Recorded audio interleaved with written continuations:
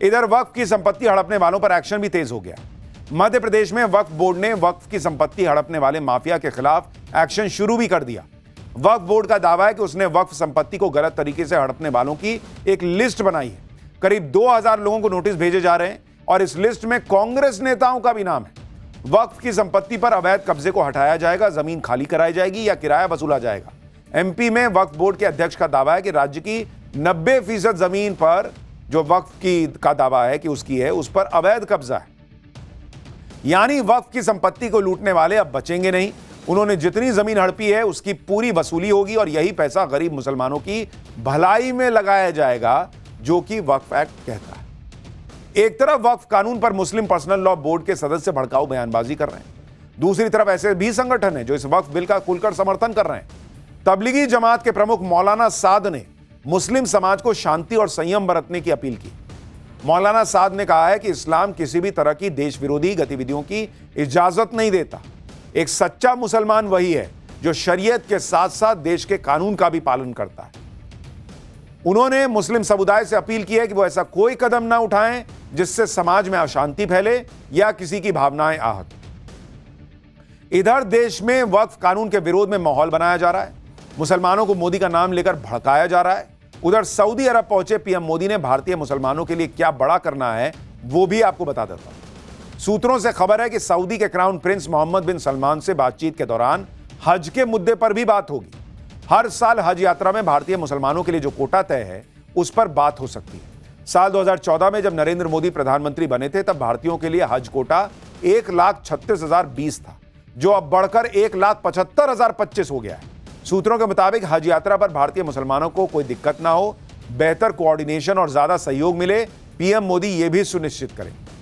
इस साल private operators की गलतियों की वजह से कई मुसलमानों की हज यात्रा अटक गई थी।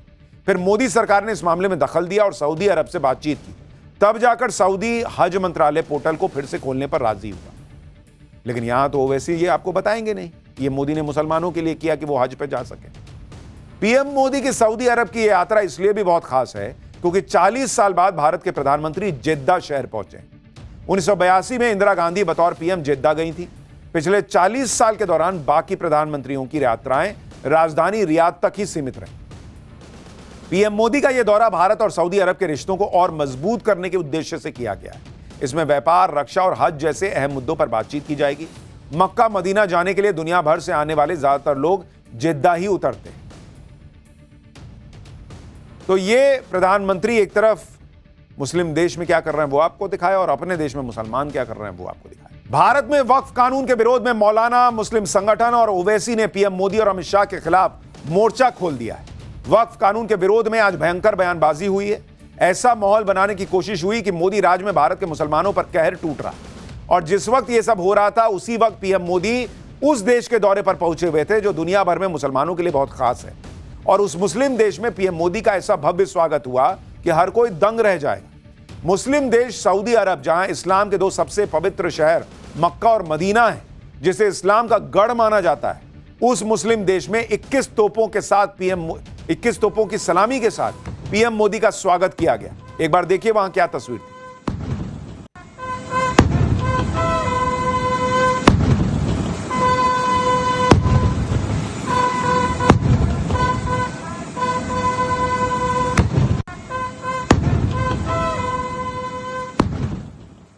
इस तस्वीर को देखकर देश में उन लोगों को बहुत आग लगेगी जो दिन रात मोदी को मुस्लिम विरोधी बताने का एजेंडा चलाते हैं।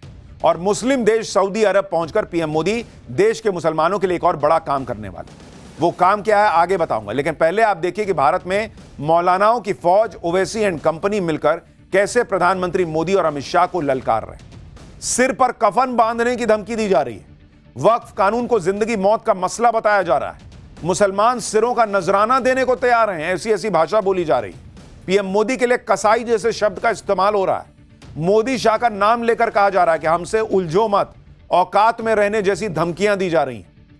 और ये सारी धमकियां जब दी जा रही हैं, जब सुप्रीम कोर्ट में अभी इस मामले की सुनवाई चल रही, ऐसी धमकियां जब दी जा रही हैं तब दी जा रही हैं जब सुप्रीम कोर्ट भी वक्फ के नाम पर हिंसा पर चिंता जता चुका है। जब इस तरह की भड़काऊ बयानबाजी बंगाल में हिंदुओं के खिलाफ हिंसा के रूप में सामने आती है उसके बावजूद मुस्लिम संगठन और ओवैसी जैसे नेता वक्फ कानून के खिलाफ आग उगल रहे हैं। लेकिन मोदी सरकार भी मुसलमानों को भड़काने वाली मौलाना ब्रिगेड का मुकाबला करने के लिए मैदान में उतर गई। आज ही अल्पसंख्यक मामलों के मंत्री और कानून मंत्री ने वक्फ कानून पर मुसलमानों को भड़काने वालों की क्लास लगाई। उधर नए वक्फ कानून के पास होने के बाद देश भर के वक्फ बोर्ड की बड़ी बैठक बुला ली गई है। यानी मोदी सरकार ने भी बता दिया कि वो ऐसी धमकियों से पीछे हटने वाले नहीं हैं। वक्फ कानून को लेकर आज कैसे भयंकर बयानबाजी हुई, ओवैसी कैसे आग बबूला हो रखे हैं, सऊदी अरब में पीएम मोदी भारतीय मुसलमानों के लिए क्या बड़ा करने वाले हैं, ये सब बताऊंगा। लेकिन पहले जो आज हुआ है दिन भर, उसकी एक झलक देखिए।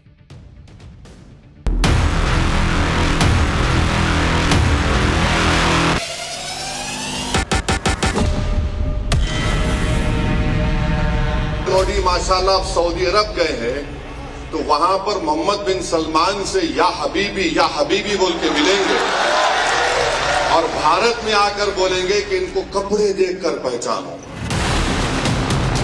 3 तलाक का विषय आएगा तब भी वो ऐसा ही बोल रहे थे। मैं हुकूमत को बता देना चाहता हूं कि हमने अब सर पे कफन बांध लिया है। बहुत पंक्चर बना लिए, अब हमें पंक्चर करने वाला बनना पड़ेगा। हमारे अगर कोई गुंडा भी होता तो डॉन के लेवल तक पहुंचता है। वो लोग गुमराह कर रहे हैं, वो सड़क पे उतारने का नाटक कर रहे हैं। ऐ मोदी, ऐ अमित शाह, इनसे मत उलझो, आप रहिए जरा अपनी औकात में। देश के प्रधानमंत्री और देश के गृह मंत्री को औकात बताई जा रही है। हमने सिर पे कफन बांध लिया, ऐसी धमकियां दी जा रही हैं। पंचर करने वाला बनना पड़ेगा, ऐसी ऐसी बातें कही जा रही। वक्फ कानून पर भड़काऊ बयानों का चैप्टर खोलूं उससे पहले पीएम मोदी के सऊदी अरब के दौरे के बारे में बताता हूं। इस दौरे पर पीएम मोदी सऊदी अरब के क्राउन प्रिंस मोहम्मद बिन सलमान से मिलेंगे। पीएम मोदी और सऊदी क्राउन प्रिंस मोहम्मद बिन सलमान के बीच गहरी दोस्ती है, जिसको लेकर वो वैसे ही भड़के हुए थे। सऊदी अरब से दौरे पर जाने से पहले ही पीएम मोदी ने जो बयान दिया, उसमें पीएम मोदी ने क्राउन प्रिंस को मेरे भाई कहकर संबोधित किया। साल 2019 में जब क्राउन प्रिंस भारत आए थे तो पीएम मोदी ने एयरपोर्ट पर उनका खुद पहुंचकर स्वागत किया था और इस दौरे पर क्राउन प्रिंस ने पीएम मोदी को अपना बड़ा भाई बताया था। कहा था कि वो उनके छोटे भाई हैं। मतलब मोदी और मुस्लिम देश के क्राउन प्रिंस एक दूसरे को भाई भाई कह रहे हैं। और इधर वक्फ कानून पर ओवैसी जैसे नेता पीएम मोदी के सऊदी दौरे को पर उन्हें टारगेट कर रहे हैं। सुनिए जरा। मोदी माशाल्लाह सऊदी अरब गए हैं तो वहां पर मोहम्मद बिन सलमान से या हबीबी बोल के मिलेंगे और भारत में आकर बोलेंगे कि इनको कपड़े देखकर पहचानो। मोदी के पास बहुत से अनमोल रतन है। किसी ने पार्लियामेंट में खड़े होकर कहा कि ये मुस्लिम देश में वक्फ नहीं है। वो पूछ लें, जब सऊदी अरब जा रहे हैं तो गले मिलते वक्त पूछ लें, ये हबीबी ये सही है क्या? क्योंकि बोर्ड लिखा हुआ है। तो हर इस्लामी मुल्क में, मुस्लिम मुल्क में, चाहे वहां पर जमहूरियत हो या बादशाहत हो, वक्फ का तस्वुर है और रहेगा। ओवैसी कह रहे हैं मोदी वहां जाके अल हबीबी करेंगे और यहां मुसलमानों के कपड़े देखकर पहचानने की बात करते हैं। लेकिन यह नहीं बताएंगे कि इसी नरेंद्र मोदी के राज में मुसलमानों को, गरीब मुसलमानों को घर मिले, उनके घर तक बिजली पहुंची है, उनके बच्चों को वजीफे मिले और दूसरे धर्म के लोगों से ज्यादा मिले।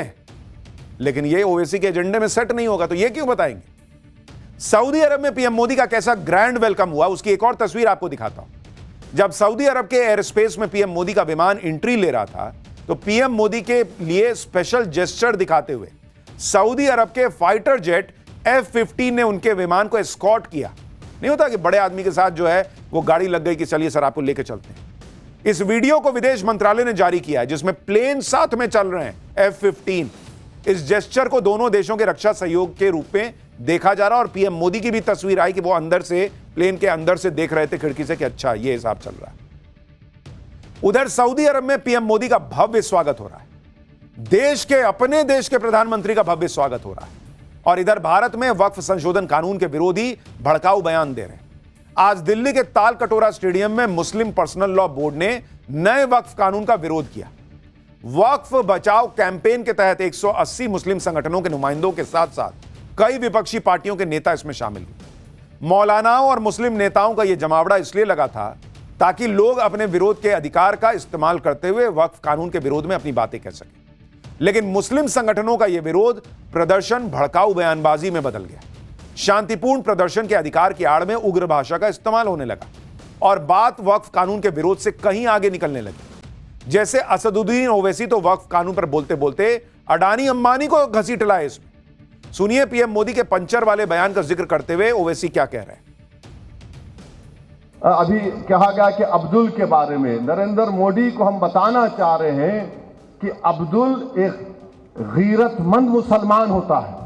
अब्दुल पंचर जरूर बनाता है, हलाल की कमाई कमाता है, और अब्दुल ने अपना घर आपके दोस्त की तरह, जिसके जू में जाकर आप जानवरों के सामने फोटो लिए वजीर आजम, जिसके घर में शादी हुई तो आप हाथ पकड़ पकड़ कर खुश होकर चले।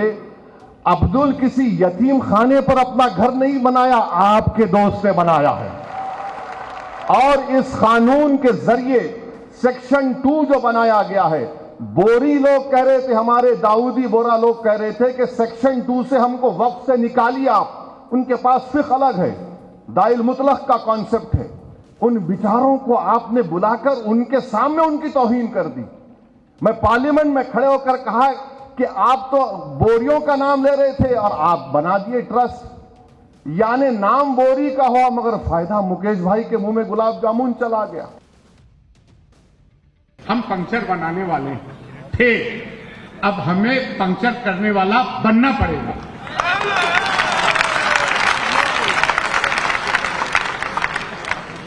बहुत पंक्चर बना लिए।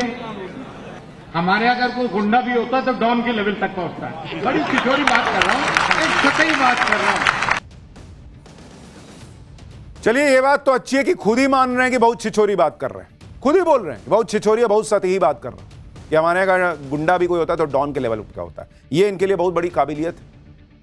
और प्रधानमंत्री मोदी ने जब कहा था कि भाई मुसलमान पंचर क्यों बना रहा होता, अगर वक्फ का फायदा उसको मिलता, तो उन्होंने ये दिखाने का, ये बताने का प्रयास किया था कि मुसलमानों के साथ इसी वक्फ कानून के नाम पर अत्याचार हुआ है, नहीं तो वो गरीब नहीं होता। कहने का मतलब ये था, लेकिन माहौल बना दिया कि अरे हमको पंचर बनाने वाला बोल दिया, और खुद को बता रहे हैं कि हम डॉन होते हैं, तब इनको बुरा नहीं लग रहा।